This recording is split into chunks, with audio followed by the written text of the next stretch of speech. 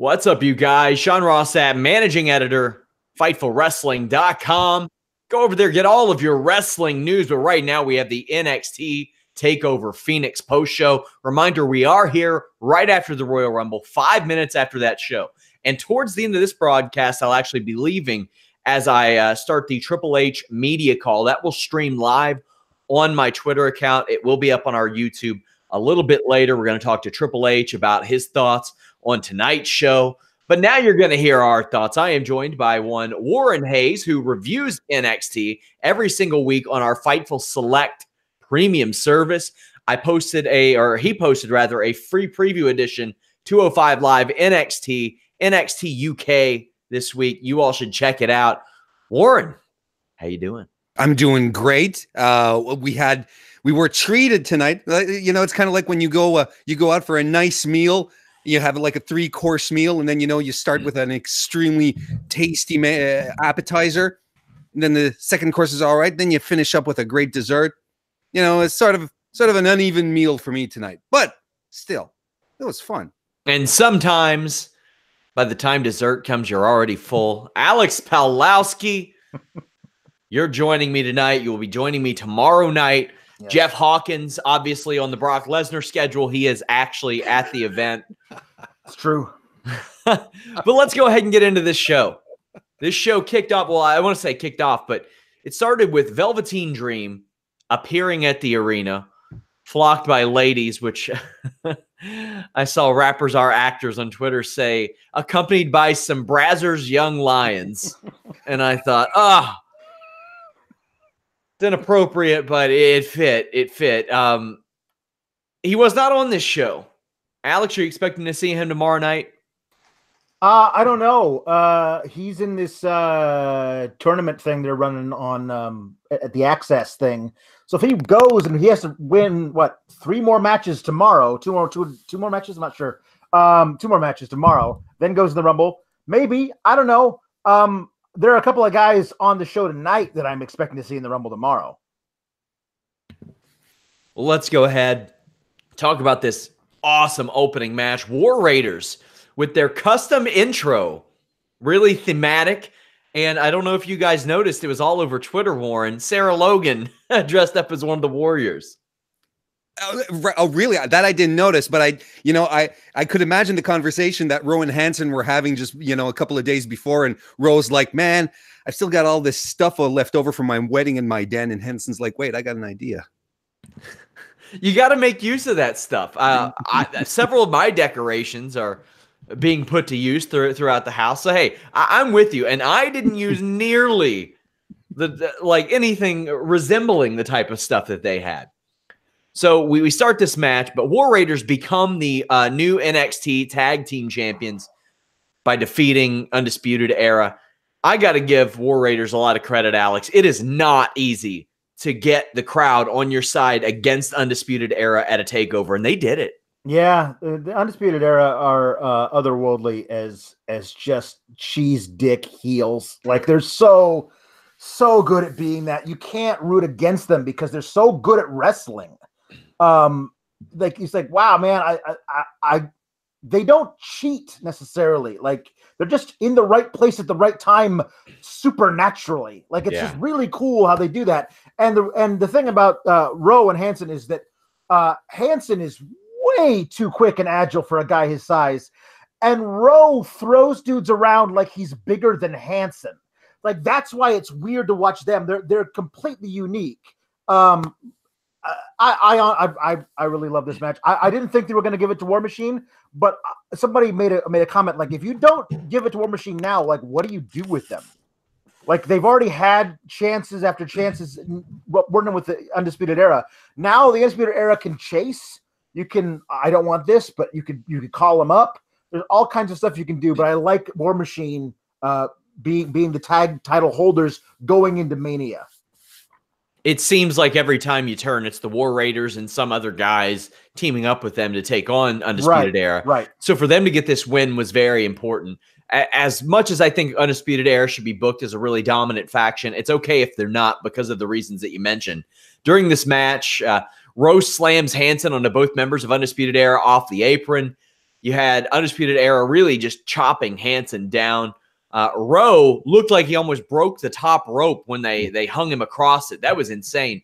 Rowe then gut wrenched through Strong into O'Reilly.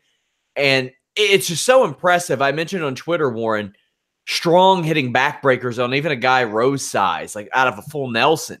That's wild, man. Yeah, and I think it's Roderick Strong, ever since he did come into the Undisputed Era, we're missing the story of his explosion, because we see it time after time, and we see it was showcased tonight how strong he is. But then he basically replaced Bobby Fish in Red Dragon, right? In the NXT version of Red Dragon. Not an easy feat to do. He meshed so well with Kyle O'Reilly throughout their entire run. It's amazing how much he's contributed and given to the Undisputed Era as a faction, whereas he was the fourth guy, tossed him to the tag team as the third guy, and yet, man, he's been spectacular the whole way through. Hansen goes through his spot where he does the cartwheel, gets the crowd behind him. Like I said, no easy feat. Kyle O'Reilly, one of my favorite workers in the world, really smooth with that leg sweep. Each guy takes a turn, taking the other one out. You get this beautiful pop-up assisted power slam, which looks incredible. And it almost finishes O'Reilly. Strong breaks up the pin after Rowe's gut wrench attack and Hansen's flying splash. And then we get the amazing visual of Roderick Strong superplexing Hansen, as then Kyle flies off the top with the King Kong knee drop, which out of everything might have been my favorite spot. And that's saying something, because there was a lot of great ones. Hansen kicks out of the high-low, and then I thought it was the perfect way to go to the end. Hansen does a goddamn handspring back elbow. Yep. Not Tajiri-esque. We're not going to compare it to Tajiri, but it was still impressive. This sets up Rowe doing a handicap power slam where you're power bombing and power slamming a guy at the same time. They get Fallout for the win. Warren, I put on Twitter, I get the feeling these kind of matches are why the Revival are so frustrated and voicing that on the main roster. Yeah, and I completely agree. I saw that tweet, and there's no, if NXT has been anything over 2018, it was the place to watch quality tag team wrestling. It's hard to not have considered last year the Undisputed Era as the best team of 2018. I'm a little surprised, to be honest, that War Raiders pulled off a win here. War Raiders entered with much fanfare. They haven't done much for a bevy of reasons up until this point. Thought that, it was they still deserve to get a title shot because that's who they are. I'm familiar with their previous work. I know what kind of great tag team they were, but they never had a chance to shine before tonight. They shone, but I really thought that they were going to chase Undisputed Era a little longer, bring us into the Dusty Classic, and then have the ultimate payoff there.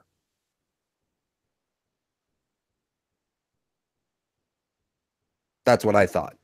Alex, you want to put a bow on this one? Yeah, no, I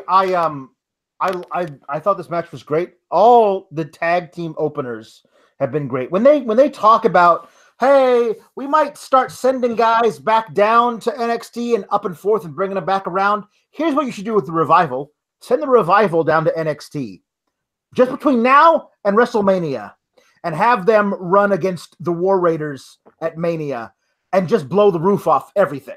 To actually say, well, here we can't run amazing tag matches on the main roster because we don't wanna, but we love doing an NXT, so you guys could go down there back where everyone loves you and do that.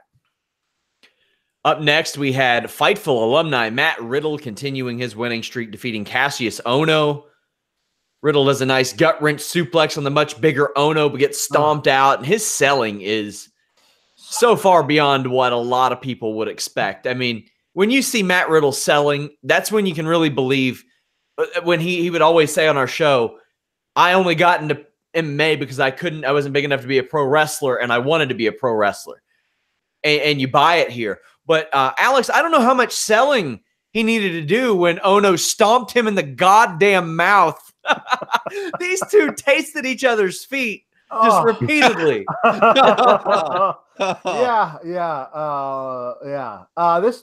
This was great. These two guys work really, really well together because like Riddle's just like a kind of guy who's like, no, hit me, like make me feel it, so I can use as in the acting business. If we tell you to use that, whatever you're feeling, if you're emotional, if your shoulder's a little tweaked today, use that and let it inform your process. Riddle was using being kicked in the mouth hard a lot. It made all of his selling seem way more realistic because we were watching him getting the piss beat out of him. We don't see feet get worked over a lot, Warren, but we saw that here, and it made sense. It was smart. Ohno stomped Riddle's bare feet. Riddle was already cracked open. Then after Riddle does a German suplex out of a deadlift, Ohno bites his toes. Well, why wouldn't you? I can think of several reasons. In fact, our last interview with Matt Riddle, he explained that he doesn't shake people's hand because he quote, "You don't know where my hand has been. Maybe I like to keep a messy hand," end quote. Well, what does that say about his feet, in which he doesn't wear shoes with a suit? Well, there you go. And this. I think this is key here, because if he's courageous enough to go barefoot or wear flippy floppies around, one can only assume that his feet are properly manicured, well groomed. I think. Holding, hands is another thing. You touch people, you say shaking hands, you go to conventions, at some point, you need the Purell. But your feet can be temples, man, that you just take care of. Nah. Would I put Matt Riddle's feet in my mouth? Well, we'd have to discuss about the terms first. There's a lot of, if that were a Patreon goal, we would have a lot more subscribers. Our female subscriber base would be way higher. I will limit it to females. Matt gets a lot of attention in that regard. Ohno does a moonsault, and I thought Nigel was really great, saying, well, the reason he only got 2 is because most of his weight landed outside. Yeah. Most of his weight did not land outside on the senton bombs. But Riddle does catch him in a rear naked choke. Kassius tries to fist bump Riddle, and I love the finish. A big knee going into a vicious sleeper suplex. Wow, man. Yeah. And then Riddle elbows Ohno into submission. I had a lot of people say, wow, you can submit when it's not a hold. Yeah, you can submit to literally anything. I've seen a guy in MMA fail to get a guillotine on somebody, and when he realized the guy got out, tapped out and said, no thanks, I'm done. That was my plan A, B, and C. I'm done. Got nothing else. But this is a nice way. You establish it here for those who don't know that you can end a fight this way. Yeah. And for Riddle, boy, that's perfect. That's another way he can end a match. I thought this was brilliant, Alex. Oh, it was great storytelling. I love this. A lot of it is just Riddle is so good at selling when he's fighting from underneath, and so good at just like firing up when he comes back. That you're talking about, the sleeper suplex looked nasty. That was by far not the nastiest bump of the night. There were some other ones that I was like, oh crap. But in that moment when he was elbowing him and he tapped out, I was like, well. That's amazing, because it's perfect to tell the story of this guy who just won't stop putting his point of his elbow in your temple. Yeah, I'd be like, okay, I'm out. I don't need to do this anymore. That was great. I love that he's got so many ways. He's been finishing dudes with running knee strikes on the Florida loop. So they're working on all kinds of ways for him to take you out. I think it'd be great. You can totally build this guy who's this totally, laid back bro until he gets in the ring and he becomes an absolute goddamn assassin. Like there's a really cool stuff you could do with Matt Riddle, not just here in NXT, but going through his career. Where does Matt go from here, Warren? Well, I think he goes to have a pedicure to begin with. But listen, at this point, it's sky's the limit, isn't it? Like, what's his next feud? Do you pop this guy up immediately against a freshly, clearly minted heel Johnny Gargano? and put him right in there with the for the North American strap? Do you have him do some stuff with Keith Lee? I mean, there are so many things that he can do. And man, to me, that finish, I loved the finish of this match because for all the reasons Alex said. And on top of that, well, it harkens back to his MMA training, which is still very important and still has to, I feel, properly get over and get well transmitted by commentary. So, man, what is next? I'm prepared. I'm just going to let myself be surprised. I can't wait to see what they do with him next. Speaking of MMA, right now we have live Bellator 214 coverage and discussion on Fightful.com. Be sure to join that. Jack Swagger, in a matter of minutes, will make his MMA debut. We have several interviews up with him on Fightful MMA and Boxing YouTube. We also have an interview with upcoming Bellator title challenger John Fitch, who explains to us that when he found out wrestling wasn't real, he, quote, cut the dicks off of all of his wrestling toys, end quote. Can't wait to write an article about that. Well, we've got the best in coverage for you here at Fightful, my friends. Up next, we had what I considered match of the night personally. Johnny Gargano defeated Ricochet to become the NXT North American champion. It's not a very controversial opinion, Sean, to call this match of the night. Action quickly spills outside where Ricochet does a second rope quebrada moonsault, the Tiger Wall flip. Gargano drops Ricochet face first across the turnbuckle powerbomb style. We had Gargano. I love that hangman style neck breaker across his knee. It works so well. It's nice, different offense. You want to talk about great transitions to and from moves. This is it. This match is for you. I love a good roll through into a deadlift suplex, and Ricochet does that so well. So often people get lost in Ricochet being able to do the athletic, high-flying stuff, Alex.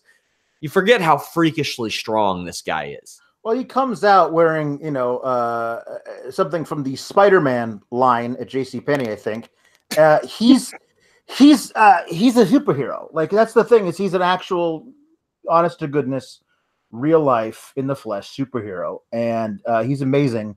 Yeah, you're right. He's incredibly strong, obviously incredibly athletic. What I loved the most about this match is I was watching it in the first, 3 or 4 minutes when it was just like transition into transition into transition, like head scissor into flip and all that stuff. I was like, you boys have been reading my fan fiction, because this is exactly how I would have booked the beginning of a Gargano versus Ricochet match. It was perfect, because I love that they kept mentioning, like, because so often, even in NXT, they try and convince you these guys came out of literally nowhere.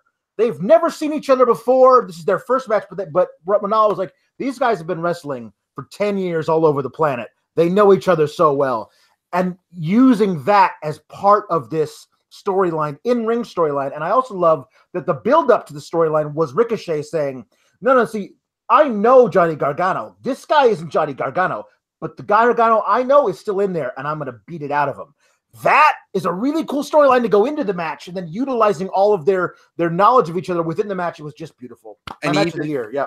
And he even mentioned it, right? Or at least there was a reference to it in the match. When at some point early on, he extended his hand to Gargano. It's like, come on, like, can we do this proper? And Johnny just slugged him instead. Well, Gargano goes for the slingshot DDT and gets caught in midair. His facial expressions in this match are great. Yep. And I don't know what expressions his ribs had after this, but it was probably like not favorable. That was a nasty bump. I don't know how that was supposed to land, but it wasn't that way. No, it was filthy. Then we see the infamous Ricochet Frankensteiner spot where he jumps off the top rope, lands on his feet. A lot of people said, "Oh, they took the Kota Ibushi Ospreay spot." No, that is the Ricochet spot. Yeah, he's been doing that for a long time. Yeah. Gargano's face again tells a great story.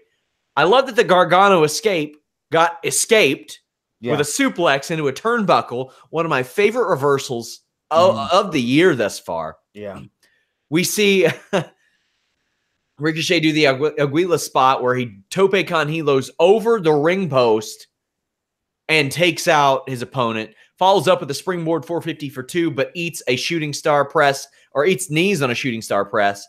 Outside the ring, Gargano is on Ricochet's shoulders, spins around, reverse spiked Hurricane Rana. Whoa. And can't put Ricochet away with a slingshot DDT. So what does he do? Suplexes Ricochet on the exposed concrete floor, then hits another one. Gargano wins. Warren, it seems like it was a long time coming for Gargano. We would see him at the end of the night with Tommaso Ciampa. I don't know if I'll be around to talk about that moment, but lots of development for Johnny Gargano in a way that I don't think a lot of people saw this going.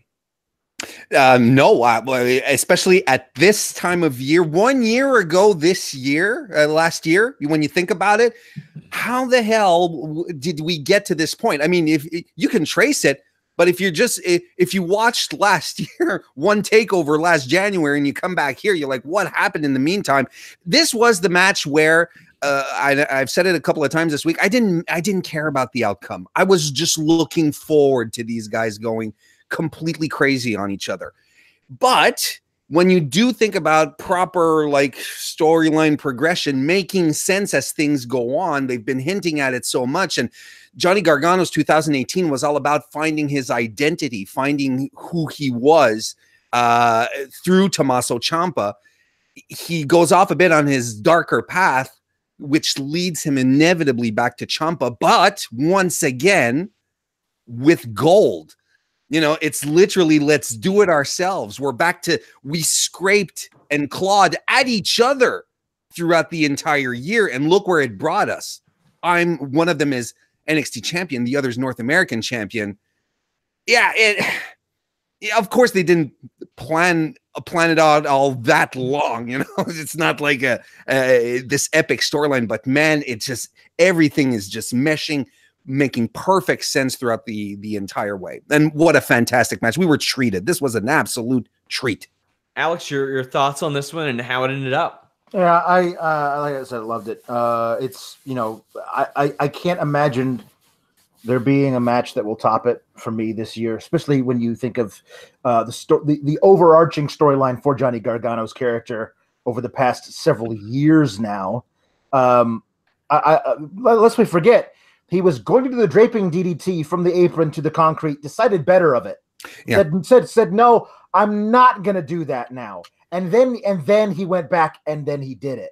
Like, that's a major point there too, that he realized he had to turn to the dark side to get that gold. That's epic, old time, like Greek tragedy storytelling. But beyond this, I feel like would not be surprised at all, and honestly kind of rooting for at this point to see Ricochet show up in the Rumble tomorrow and then stay on the main roster. They've already, a lot of it was like, Ricochet's never going to go up. What's he going to do? Be on 205 Live? But they've proven with Mustafa Ali that the 205 Live is not like if you're under 205 pounds, you have to be on this show. They're not doing that anymore. So Ricochet can immediately go up and stay there. And I mean, even if he does, it's not like he has to be there forever. They could use him to get eyeballs on that brand. Right. They could do whatever they want with him. But I also just love the idea of this new thing of Gargano and Ciampa back together, but on the wrong side of it. Like, there's so much you can do with it.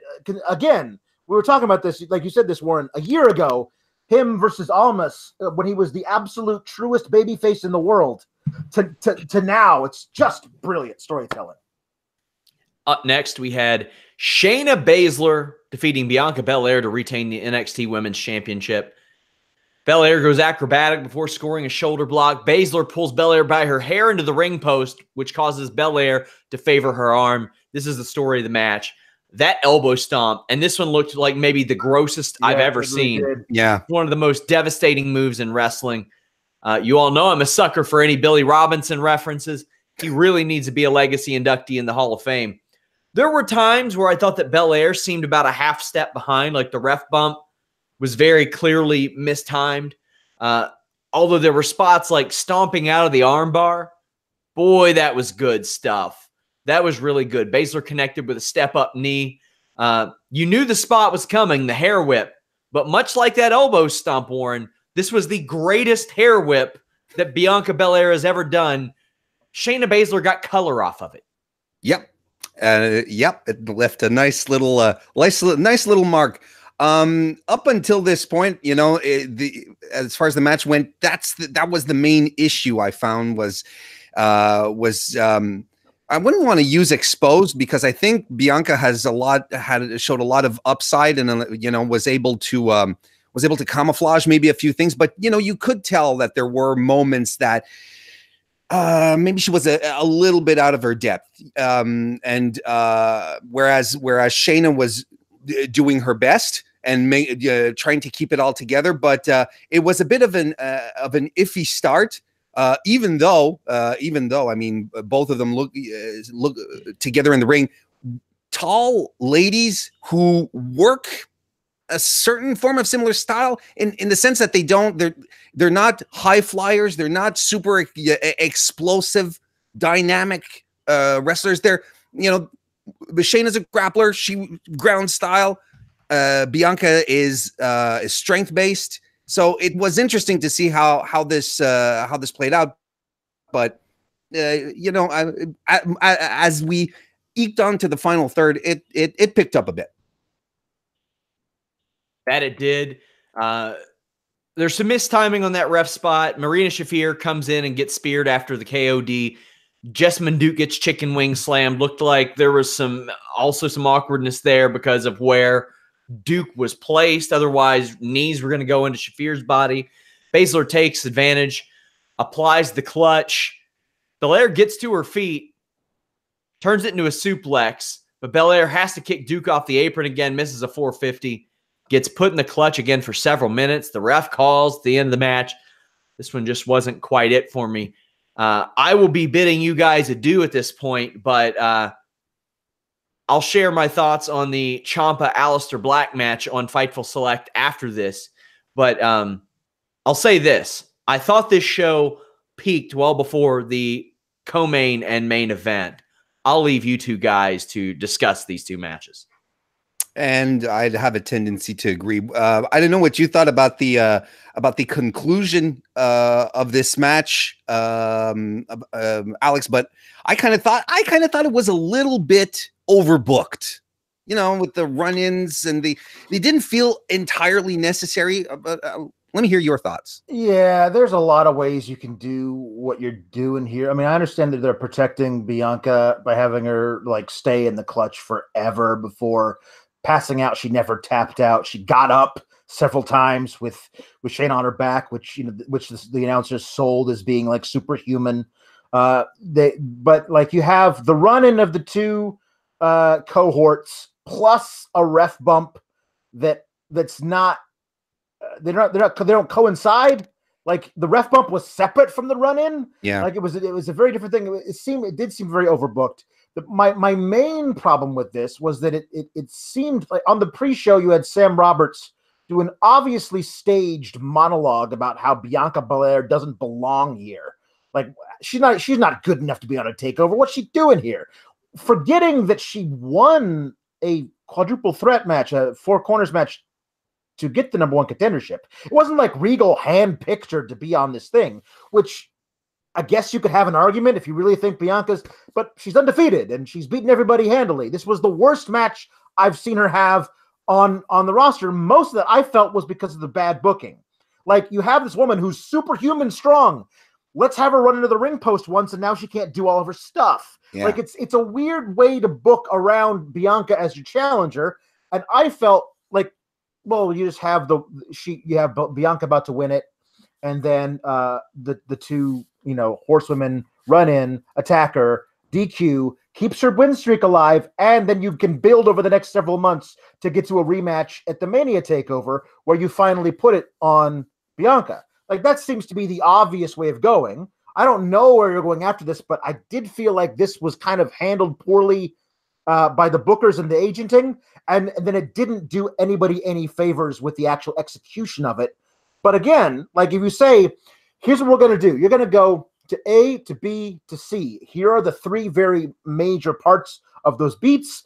Now you can go ahead and do it. I have no doubt that Bianca could have done that perfectly. But what they wanted to do was going A to B to C to D to E to F to G, back to C, now down to Z, now to X. like it just didn't. It felt like she was way out of her depth because they were asking her to do all of that, and because it was just Shayna being the aggressor for the entire time, you're relying on Bianca, who hasn't had to sell much on TV. Let's not forget. Like, she's always been almost entirely in control of every match. Her matches with Nikki Cross have been kind of even, but she's never fought from underneath. And that's the problem with this. Bianca hasn't been a true babyface ever on television. And they had to make her one. And in WWE and NXT or on the main roster, babyfaces always have to fight as underdogs. And I don't know if I buy the woman who deadlifts people into gorilla press slams as the underdog. And they did a good job of like figuring out how to like use the hair to like hurt the shoulder. But still, it just felt like it was the wrong match to ask Bianca to wrestle. And as far as protecting her goes, you know, you really didn't need if your ending, the way you're going to wrap this up is her being trapped in the Kirifuda clutch, then suplexing out of it, right? Then which being was amazing. Which was amazing. Then getting locked back into it. Look who's back. And he's sideways. Are you all able to hear me, though? That's what's important. We can hear you, yeah. I mean, I could go vertical, I guess, but who would do such a thing? For those who don't know, I have to use my traditional setup to listen to the NXT call. Which actually just started. Goodbye.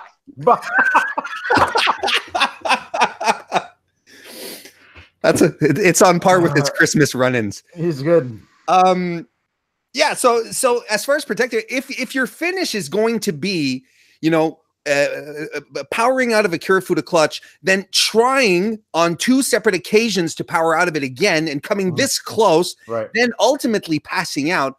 Why do you even need the run-in from Shafir? You know, that's what I meant when it was overbooked. If your objective is just simply to keep her strong, she looked stronger there than she did sort of kicking. I think it was Shafir who attacked first. Kicking Shafir and then spearing Duke, and the spear was kind of awkward too. I mean, that's why my conclusion about this is overbooked, because she was already set to look strong. A lot of this is like Triple H says this. 2.5 years from her first walking through the door of the Performance Center, from then to now is her first TakeOver women's title match. Like, that's pretty great because she's totally homegrown. It's not like she was wrestling elsewhere. She learned everything in Orlando at the PC. So that is amazing. But at the same time, like, it felt like somebody was like, well, my left shoulder is supposed to be hurt, right? So maybe I shouldn't hit the spear with my left shoulder as hard as I normally do because I wouldn't be able to, which just made it look wonky. Like, it was a weird thing. Like, we all accept it. We've seen Shinsuke Nakamura get his knee worked over for 17 minutes and then hit Bobby Roode with 7 knee strikes to the back of the head and win a match. We accept that there's stupid stuff with limb work. So maybe I felt like maybe it was Bianca Belair like overthinking it. Like, because I've seen her hit those spears. They look pretty fierce. But again, that's not when she's been fighting from underneath for 10 minutes. No, exactly. And I got to tell you, before we move on to the next match, one thing that bums me out, one thing that I was really excited, let's start with the excited and then transition into why I'm bummed out.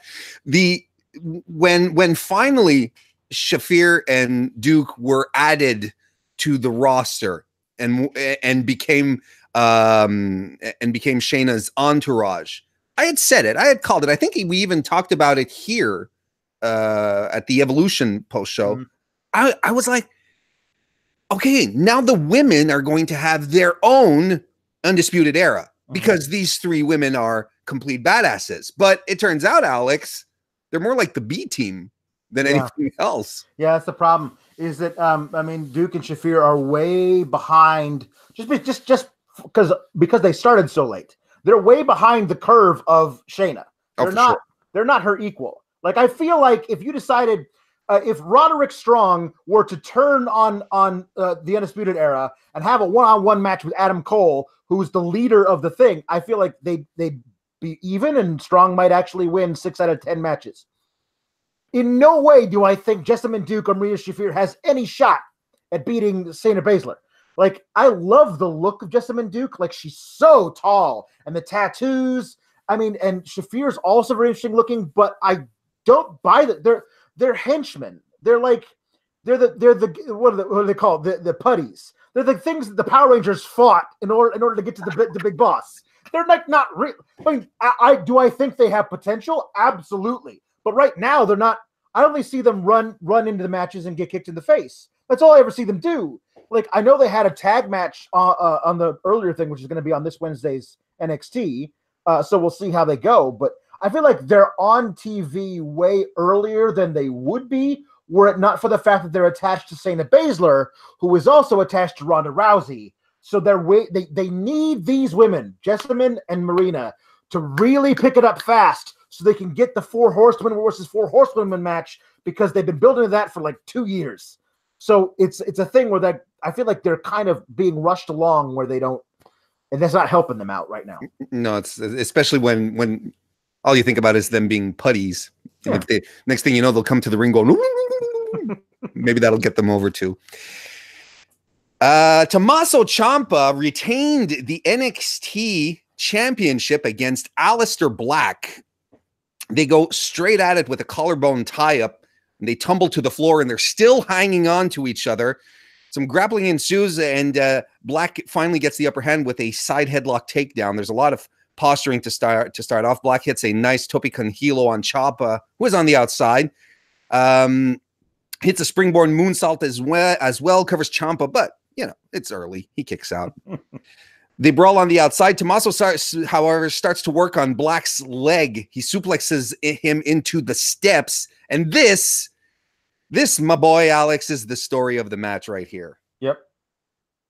He starts twisting the knee back into the ring. Of course, it's a way to nerf the Black Mass. And we get to see very methodical Tommaso Ciampa work here. We're going after the knee, bringing the pace down quite a bit. Of course, he's the heel, but yeah, you know, that's what he's doing. Ciampa then gets Black back on the outside. He drops him onto the commentary table. There's a nice visual when Ciampa has a water bottle after this spot, and he goes back to work on Aleister Black, who meets him with a kick. But his mouth is full of water, Alex, and the spray happens everywhere. Water flies around, and little did we know that would kind of have an impact a little later on. What did you think about it this far? You know, it's a weird thing. Like, I really love Ciampa as a character, and I like his heel work in the ring. I like that he just loves to get people to boo him. And I love Aleister Black. I think he's a really talented in-ring performer and a really charismatic guy, and he's really interesting as a babyface, but I know he'd be a great heel too. Like, he's a top guy in any promotion all over the world, and it feels like I'm watching the main event of a main roster pay-per-view. You know, like, solid, good technical work, nothing special, not really compelling. There's some good spots, but you know, whereas when you watch Ricochet and Gargano, you're glued to the TV because you don't want to miss anything. Ciampa and Black felt like you could be on your phone on Twitter through most of it. Like, and that's what it is with most main roster pay-per-views. Like, they don't really, like, it's okay. We kind of like, oh, here he is. He's yelling at him about how he's better than he is for 2 minutes straight. You know, it felt like there was a lot of that kind of stuff. And I feel like they're again, what is the match you're being asked to put on? I know that if they came to them and said, Ciampa, Black, we want you to have a match just like the same kind of energy, same kind of storytelling that we saw in Ricochet versus Gargano, they could do that, no problem, and maybe even outshine them. But they weren't asked to do that. They were asked to do this. And your mileage may vary, but I prefer the kind of match that set out like, Gargano and Ricochet rather than this, because this just feels like a lot of stuff that kind of in between. Like it felt like they were saying, okay, no matter what happens, you got to get to 25 minutes. Like that feels like the directive sometimes of main roster pay-per-view main events. Like whatever else happens, we have to have this match go at least 25 minutes. And I don't know why. I don't know like what genie came out of a bottle and says if the main event is under 25 minutes, the world will end. I don't know what that is, but it feels like that's kind of the way it goes sometimes. Yeah, and you mentioned it a little earlier as well. When talking about the situation where you have to work a limb. Well, this is textbook right here. At some point, they start avoiding each other's finishers. There's a couple of roundhouse kicks. Excuse me, that Aleister hits, and which ends with a German suplex with a bridge. And Aleister he's lifting his leg like he's a dog trying to urinate, because he can't put all the pressure on it just to make sure we understand. Boy, his leg hurts. And then it continues. Ciampa, gets a dragon screw into a single leg crab. And all this stuff, I mean, it's credible. It works because Tommaso does a really good job at making it credible. These are two absolutely impeccable professional wrestlers. And they are wrestling a match that I don't want to see. Like, does that make sense? Like, I think so. It doesn't matter how good they are at it. It's not a thing. There are movies that I know, hey, these actors who are in this movie are great. And I'm sure they're giving a great performance. I'm not going to go see that movie. And it felt like somebody said, okay, that movie you didn't want to see with the two actors that you have a lot of respect for. Now I'm going to sit you down and make you watch that movie. And I'm like Meet the Parents, the sequel to Meet the Fockers. Sure. Why not? Yeah, why not? Right.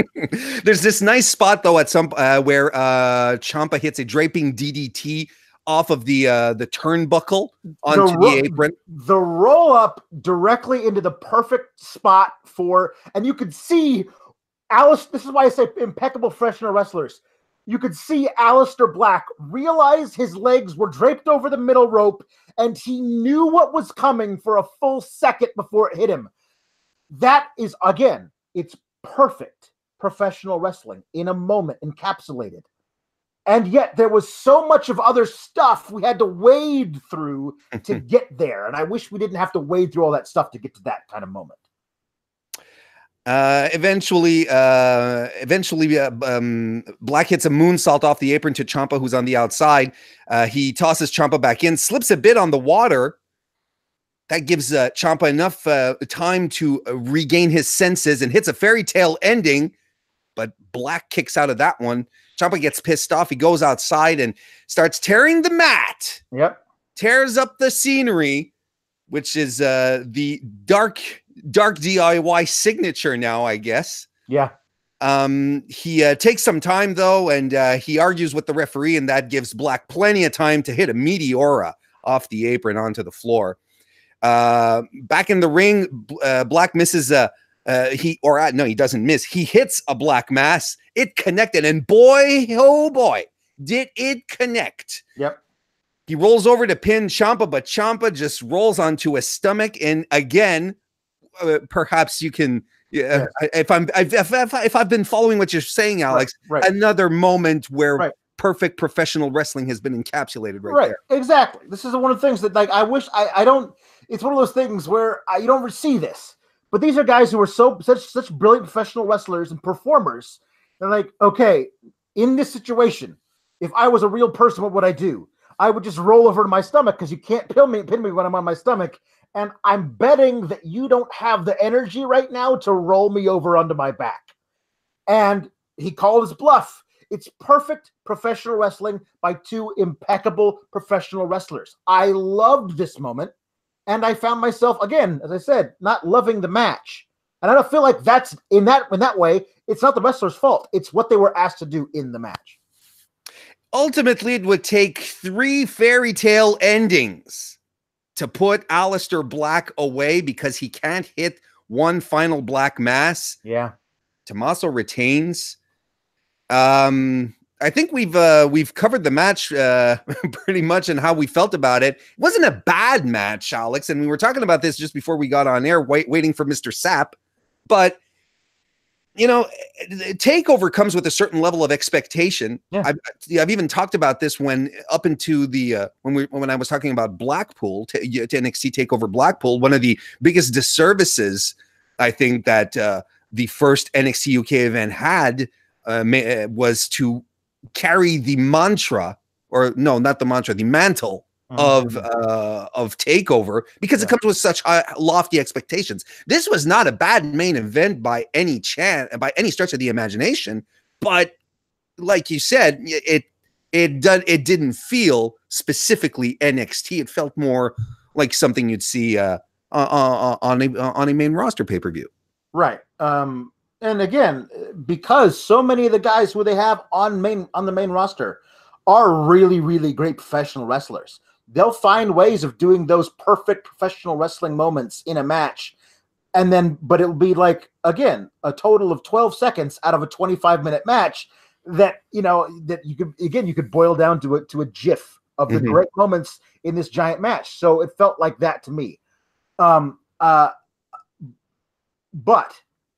I will say that the end of the pay-per-view, the end of the takeover, signals something for the future that I know that you and I are very excited about. Well, yes, because Tommaso Ciampa exits the ring very slowly, heads up the ramp, and lifts Goldie above his head. By the way, find yourself someone who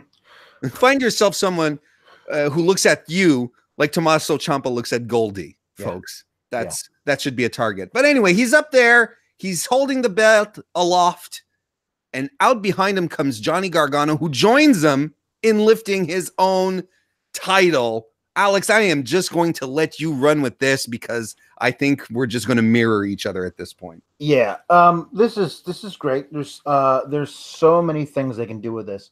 Now, this is one of those things where one of the first things that I wrote about for Fightful when I started, I was one of the first writers on the website. I don't write anymore. I don't have time. But when I was writing, I covered the Cruiserweight Classic. And in the Cruiserweight Classic, Tommaso Ciampa versus Johnny Gargano was a first round match.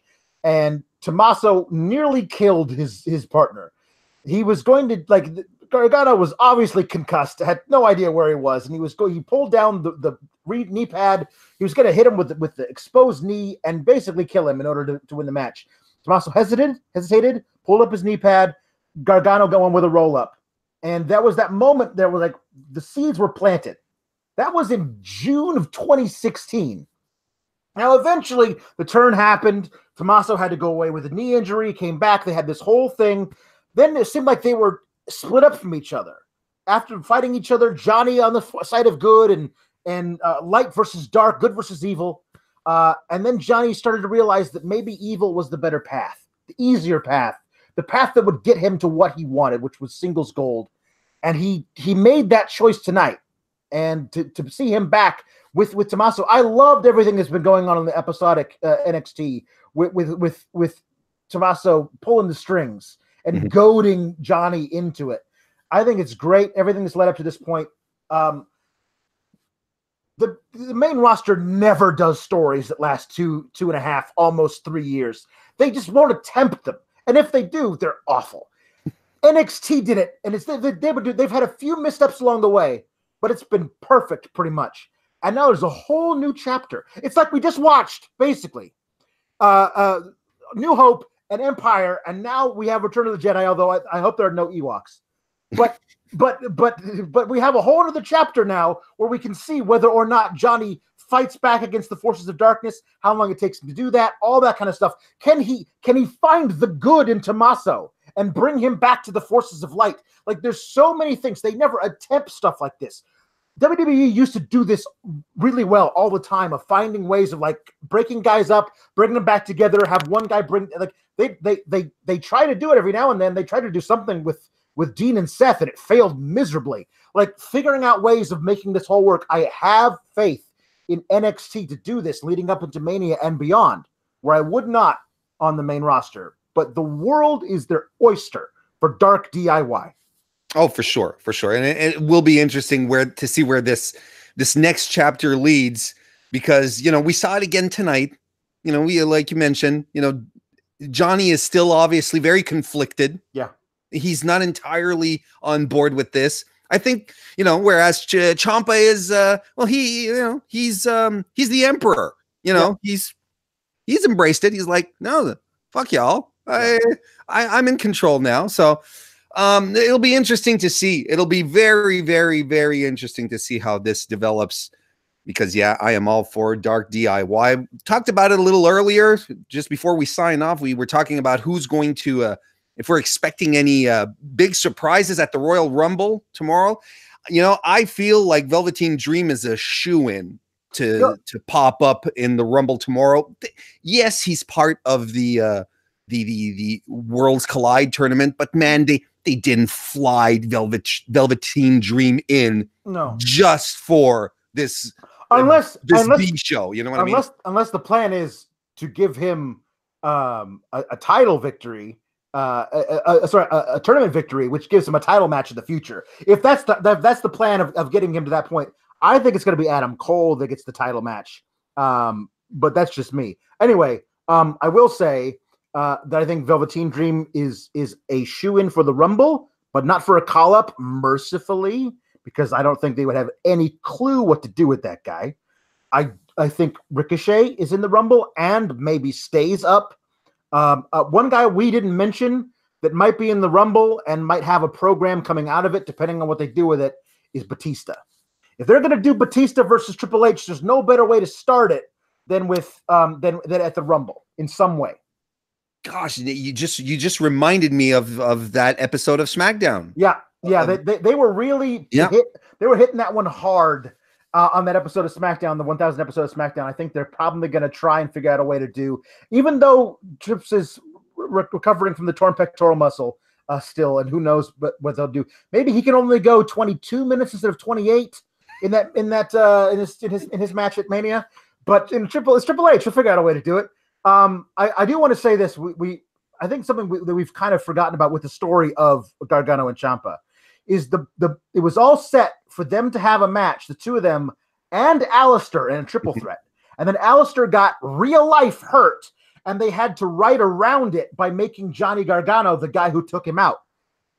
If they didn't have to do that, like I would pay so much money to find the story notes for where it was going to go, who was going to win that triple threat, where it was going to go after that, because I don't know if their plan was to turn Johnny dark all along. But if it came out of like Aleister tweaks his groin, he can't go in the triple threat, he's going to be out for a while, we got to figure out something to do instead. And somebody in the writer's room says, what if we do like a Palpatine and Anakin thing? Like, what if we do that? And whoever that guy is, I hope he got a raise. I hope so. NXT Takeover Phoenix, folks. It was an evening with ups and downs. Wasn't a bad show. I think it just it carried the NXT name, the NXT Takeover brand, and our expectations are always very, very high. Perhaps it didn't deliver on the heights of others. This is what's so amazing about Takeover. It might be the worst takeover I can recall overall, but it might have one of the top 10 wrestling matches I've ever seen as part of the card. That's impossible. That's how good the rest of the takeovers have been.